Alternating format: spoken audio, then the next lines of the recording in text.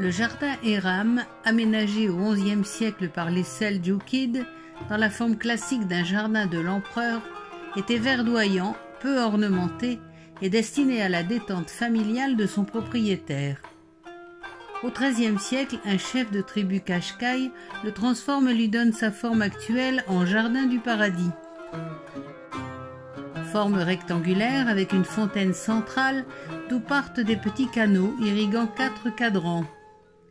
Les massifs de fleurs longent le canal central, des rangs d'arbres bordent les côtés pour fournir une ombre fraîche aux allées de promenade.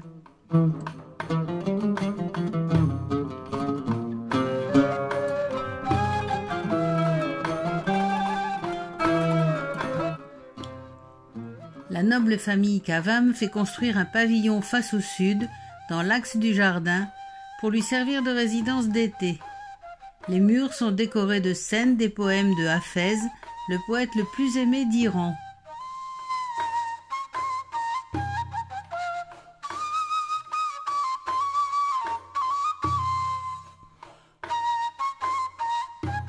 Il y aura encore des améliorations et embellissements au XVIIIe siècle. Depuis 1983, ce jardin historique est accessible au public. Il est inscrit au site du patrimoine mondial de l'UNESCO, protégé par l'Organisation du patrimoine culturel iranien.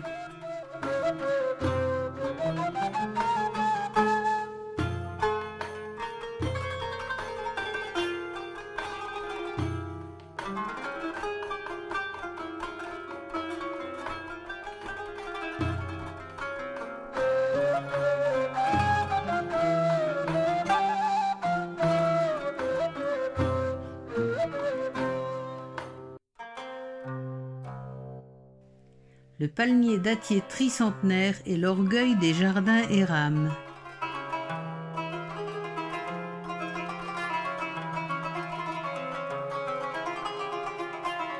L'Iran ancien n'était pas le désert brûlant qu'on connaît aujourd'hui. C'était un monde de forêts, peuplé d'animaux, de savanes où gibier et lions jouaient le jeu éternel de la chasse. Les Perses avaient creusé des canaux souterrains, amenant l'eau de la montagne vers les villes, qui sont encore en fonction. On les appelle des kanates. Les puits recueillent l'eau de la fonte des neiges et plongent aussi au sein de la nappe phréatique. Les kanates distribuent l'eau avec un minimum d'évaporation.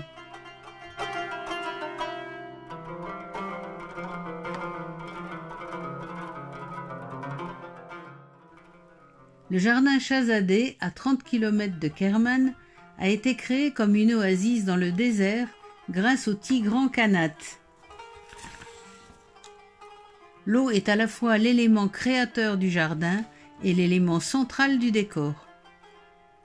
Le jardin est entièrement entouré d'une haute enceinte qui le sépare du désert. Les murs sont principalement des claustras de briques qui freinent le vent sans retenir les poussières du désert et qui donnent de l'ombre sans retenir la chaleur.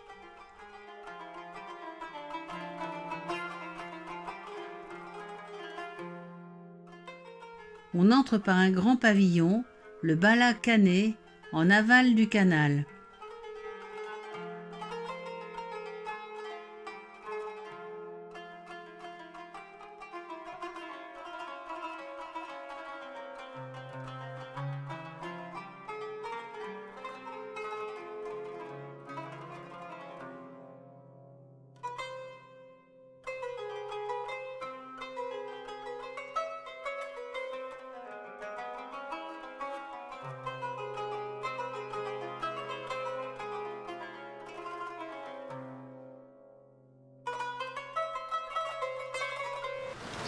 Le centre du jardin est un escalier d'eau coupé de cascades et jalonné de jets d'eau qui irriguent toutes les terrasses.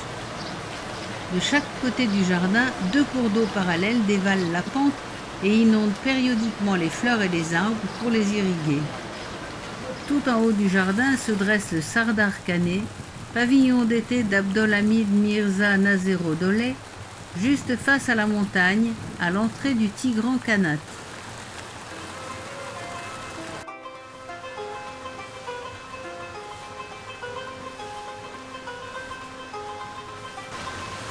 Les plantations sont également étagées en fonction de leur effet esthétique et selon leur résistance aux éléments. Les fleurs et les buissons les plus fragiles vers l'intérieur, près de l'eau. Les cèdres et les pins tout à l'extérieur pour faire barrière au vent d'est glacé de l'hiver. Puis des frênes, des ormes, des peupliers qui fournissent l'ombre et la fraîcheur l'été aux arbres fruitiers de toutes sortes qui prospèrent dans cet Éden.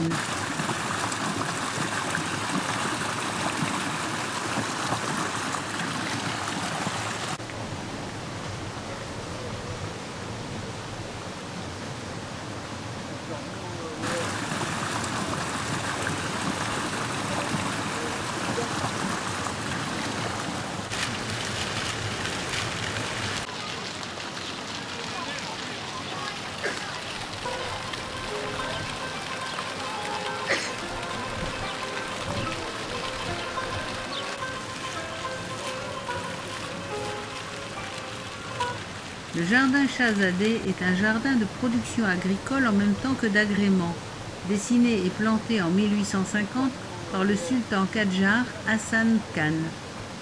Il a souffert de 2 tremblements de terre et a dû être restauré plusieurs fois. Depuis 2011, il est inscrit au patrimoine mondial de l'UNESCO.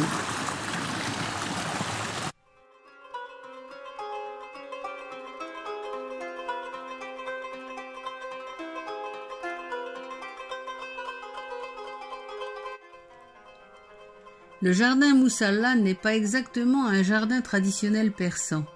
Il abrite le mausolée et le mémorial du poète, philosophe et mystique Hafez, persan né à Shiraz en 1325. Hafez est un mot arabe signifiant gardien, qui désigne les personnes ayant gardé, c'est-à-dire appris par cœur, l'intégralité du Coran. Il est surtout connu pour ses poèmes lyriques, les ghazals, chants d'amour à résonance parfois mystique, que l'on peut mettre en musique. Ce genre littéraire et musical, très apprécié en Perse au XIIIe et XIVe siècle, se retrouve aussi en Inde et en Asie centrale.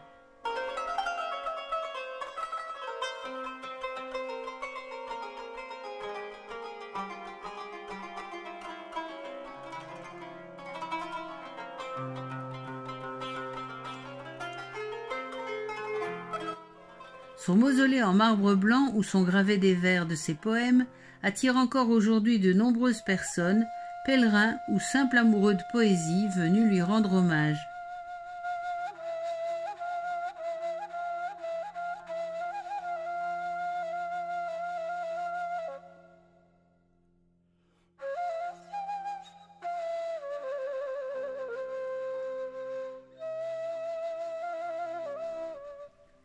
Les œuvres complètes de Hafez n'ont pas de titre, on les nomme divans, mot signifiant recueil. Il n'existe pas non plus de compilation certaine de toutes ses œuvres. Les éditions varient de 573 à 994 poèmes. En Iran, ces œuvres rassemblées servent maintenant d'aide à la divination populaire. Pas vraiment reconnu à son époque et souvent exposé aux reproches d'hétérodoxie, il a grandement influencé les poètes persans et a laissé sa marque sur d'importants poètes occidentaux comme Goethe, qui écrivit son dernier grand recueil de poèmes, le West-Östlicher Divan.